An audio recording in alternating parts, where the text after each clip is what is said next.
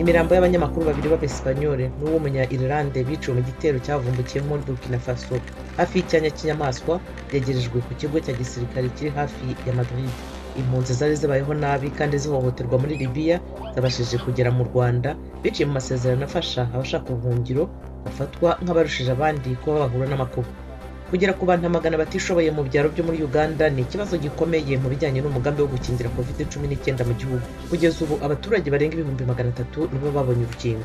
Uruhinja rwavukiye mu bwato buto cyane hamwe n'abimukira 44 uyu munsi bajyanywe i Gran Canaria nyuma y'uko ubwato bw'abatabazi ba Espagne batabaye ku kirwa cy'inyanja ya Atlantika. Naho abashinzwe inkombe za Libya ejo babonye ubwato bwarimo abimukira 99 mu nyanja ya Mediterane mu birometero birenga 112 bivuye mu burengerazuba bw'umurwa mukuru Tripoli. Hari hatarashira n'icyumweru biketswe ko abarenga 100 barohamye mu bwato bwashwanyaguye hafi y'inkombe.